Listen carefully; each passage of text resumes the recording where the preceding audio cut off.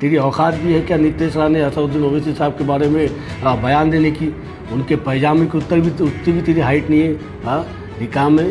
हाँ, कुछ डेवलपमेंट की बात भी कभी किया कर। ये ड्यू प्रोसीजर ऑफ लॉ से बड़े हो गए क्या? ये संविधान से बड़े हैं क्या? ये हाई कोर्ट से बड़े हैं क्या कि ये फैसला करेंगे और हो जाएगा?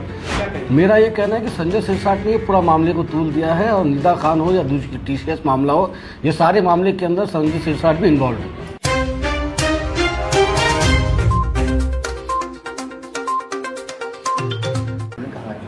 सबसे पहले ये नोटिस इलीगल है, सुप्रीम कोर्ट के गाइडलाइंस है, जिसके अंदर सुप्रीम कोर्ट ने ये कहा है कि 15 दिन का टाइम किसी भी घर तोड़ने से पहले आपको उस घर के लोगों को देना पड़ेगा कि वो 15 दिन के अंदर अपने जो है तो जवाब, अपने पेपर जो है तो आपके सामने रख सके।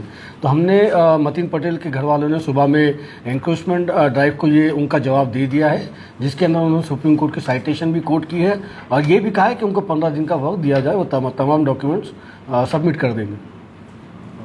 लेकिन जिस तरह से उन्होंने कहा है कि ये कार्रवाई हो सकती है, तो आप अभी कोर्ट में जा रहे हैं, कोर्ट में गए हैं आप, तो आपकी क्या बोलेंगे? कोर्ट के अंदर हमने यही मतीन पटेल के घर वालों ने यही मांग की है कि ये जो नोटिस दी गई है ये इलीगल है, और उनको जो तो 15 दिन का टाइम दिया जाना चाहिए। और वो एक अकेले घर को क्यों टारगेट करना है भाई?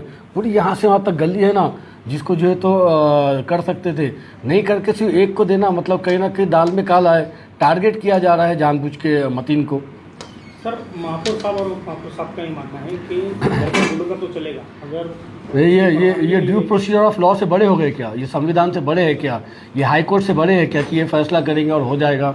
Due procedure of law follow होना चाहिए, जो कोर्ट का आदेश होगा उसको सबको मानना पड़ेगा। संजय सिरसाट ये कह रहे हैं कि निदा खान जो है इम्तियाज जलील की कहीं ना कहीं रिश्तेदारी सामने आ रही है, इस मामले पर आप क्या कहेंगे? मेरा ये कहना है कि संजय सिरसाट ने पूरा मामले को तूल दिया है, और निदा खान हो या दूसरी TCS मामला हो, ये सारे मामले के अंदर संजय सिरसाट भी इन्वॉल्व है। आपको क्या लगता है, मतीन को मिलेगी, बेल मिलेगी, या इंशाल्लाह जरूर ये जो कार्रवाई होने वाली है, कार्रवाई रुक सकती है? इंशाल्लाह, अल्लाह की ज़ात से उम्मीद है कि हमको हाई कोर्ट से बिल्कुल इसके अंदर रिलैक्सेशन मिलेगा। देखिए क्या है, मेरा कहना है क्या है, due procedure of law follow होना चाहिए। किसी के ऊपर आरोप लगने से जो है तो ये सिद्ध हो जाता है क्या कि वो उसके अंदर इन्वॉल्व है या नहीं है? पहले भाई केस तो चलने दो, पुलिस ने सिर्फ आरोप लगाया है, जज ने कोई फैसला नहीं दे दिया अभी। एक बार फैसला हो जाए उसके बाद देखेंगे क्या है।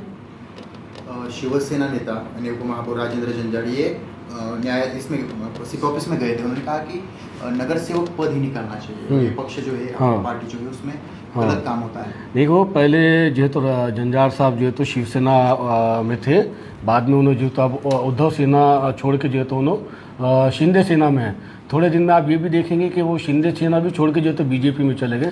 तो ये दल बदलने का काम इनका हमेशा का रहा है, और दल बदलने के साथ साथ जो तो शहर का माहौल किस तरीके से ख़राब किया जाए, इसी के ऊपर ये सारा लोगों का फोकस होता है। मेरा उप महापौर साहब से हाथ जोड़ के गुजारिश है कि छोड़िए ये फालतू चीज़ें सरकार, आप और हम मिलकर हमारे शहर के डेवलपमेंट के ऊपर बात करते हैं, हमारे शहर का डेवलपमेंट कैसा हो इसके ऊपर कोशिशें करते हैं। अरे हमको क्या लेना देना, कहाँ कौन से शहर के अंदर क्या हुआ, उसकी वजह से हम हमारे शहर का माहौल क्यों ख़राब कर रहे हैं?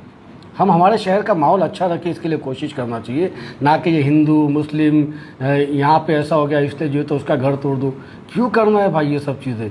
मैं जंजाड़ साहब से दोबारा गुजारिश कर रहा हूँ कि ये मामला हमारा नहीं है, due procedure of law follow होने दो। ड्यू प्रोसीजर ऑफ लॉ के अंदर जो गुनाहगार साबित होगा उसके लिए मैं आपके साथ खड़ा रहूँगा। आज कोर्ट में सुनवाई थी, क्या हुआ? कल सुबह पे बात गई है, इंशाल्लाह हमको उम्मीद है कि कल सुबह हाई कोर्ट से हमको इसके अंदर ज़रूर रिलैक्सेशन मिल जाएगा। लेकिन जिस तरह से नीतीश राणे अलग अलग बयान करते हैं, उनका एक बयान सामने आया है, उन्होंने असदुद्दीन ओवैसी को लादेन कहा।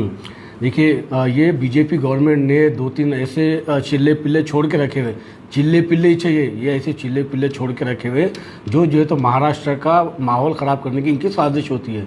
हमारा क्या लेना देना ओसामा बिन लादेन से? तेरी औकात भी है क्या नीतीश राणे असदुद्दीन ओवैसी साहब के बारे में बयान देने की? उनके पैजामे के उतनी भी तेरी हाइट नहीं है। हाँ, निकाम है। हाँ, कुछ डेवलपमेंट की बात भी कभी किया कर, महाराष्ट्र को जो है तो सही ट्रैक पे लेके आने की बात किया कर।